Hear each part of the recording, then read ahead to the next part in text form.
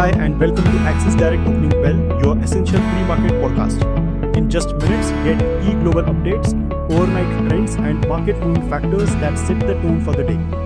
Whether you are a seasoned trader or just someone tracking the markets, this is your go-to briefing to stay ahead at all times. So let's dive straight in. Good morning on Tuesday, and we'll start with the global markets. Overnight in the US, the S&P 500 gained 0.6%, posting its third positive day in a row. The Dow advanced 0.47%, while the Nasdaq climbed 0.52%. This positive momentum carried into Asia as Asia-Pacific markets opened higher today. Japan's Nikkei 225 rose 0.18%, while the broad-based topics saw a larger gain of 0.37% in the early trade. Moving on to the Indian markets, Nifty closed at 26,172, up 206 points, while Bank Nifty settled at 59,304, gaining 235 points. Nifty opened with a gap up on positive global cues and formed a strong Marubozu candle, signaling solid bullish momentum as it closed above the 20-day SMA. For the day, 26,200, which was the 5th December high, would act as an immediate resistance. A breakout above this level would push the index towards its all-time high of 26,326. On the downside, Monday's low of 26,047 is the key support to watch.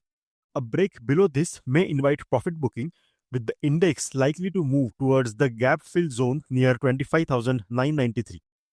At the sector level, Nifty IT led the gains with a strong 2.1% rise, while Nifty Consumer Durables was the sole loser, slipping 0.2%. Out of the 12 sectoral indices, 11 ended in the green and only one closed in the red, marking a broadly positive session across the board. Amongst the F&O stocks, Solar Industries was the best performer with a gain of 6%, while Cholamandalam Investment and Finance was the worst performer and declined 3.8%.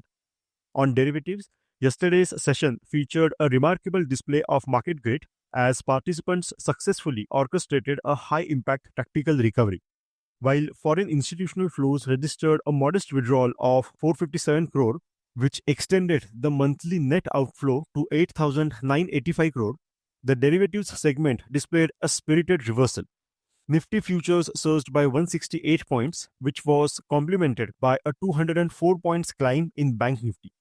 The accompanying decline in open interest of 1.9% and 4.3% signaled a healthy short covering phase, effectively clearing out bearish bets and paving a smoother path for further gains.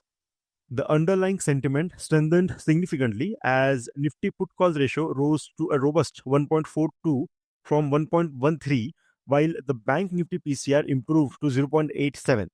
This substantial increase in put writing established a formidable floor, reflecting growing confidence among writers to support the market at elevated levels.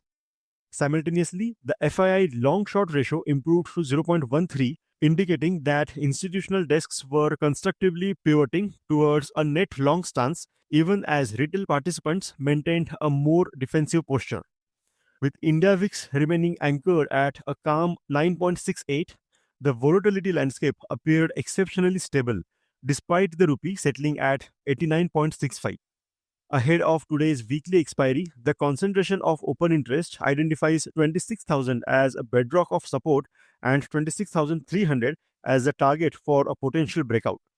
This institutional optimism, coupled with the necessity for retail participants to unwind bearish positions, has positioned the market for a potential momentum-driven rally. On commodities, spot gold prices jumped 2.3% to close at a record high of $4,438 on Monday. This was supported by growing expectations of further US interest rate cuts next year and elevated geopolitical tensions that continued to drive safe haven demand.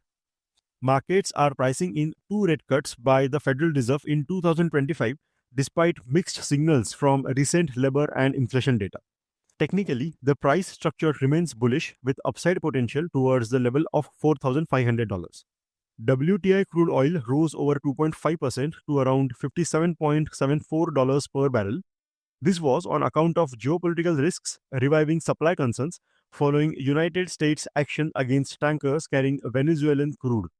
At the India macro level, India's 10-year GSEC yield climbed to a 9-month high as markets digested a larger than scheduled state bond auction, amplifying supply concerns amid heavy quarterly borrowing. That's it for today. Please note that this podcast serves solely for informational purposes and should not be considered as financial advice of any kind. For a comprehensive disclaimer, please visit our website. Thank you and see you tomorrow at the same time.